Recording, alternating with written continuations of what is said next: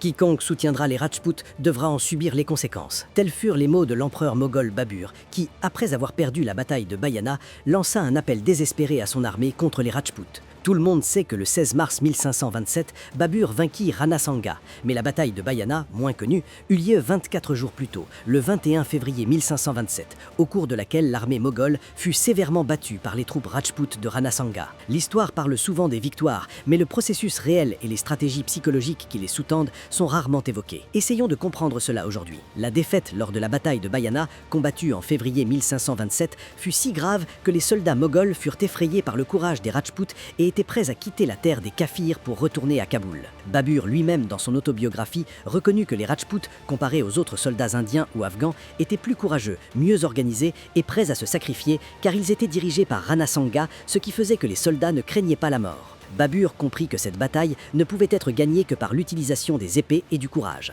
Il transforma la guerre d'une simple lutte de pouvoir en une guerre religieuse. Après la défaite de Bayana, Babur s'adressa à son armée pendant 24 jours d'affilée avec son armée et expliqua que le but de la guerre n'était pas le pouvoir ou l'argent, mais l'islam.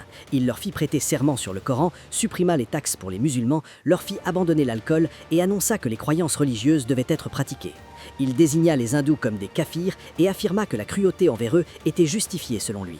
L'historien William Erskine évoque ces détails dans son livre. L'armée qui était sur le point d'abandonner fut remplie de ferveur religieuse. Au lieu de partir, les soldats étaient prêts à mourir.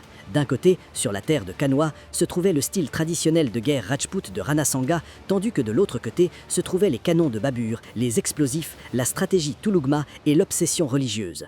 Le 16 mars 1527, l'idéologie djihadiste et la radicalisation vainquirent la bravoure. Même après la victoire, Babur ne s'arrêta pas. Il fit ériger des tours faites de têtes de soldats Rajputs et réduisit femmes et enfants en esclavage.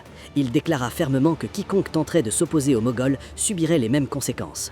Le point principal à noter ici est que même après avoir remporté la bataille de Panipot, Babur ne reçut pas le titre de Ghazi.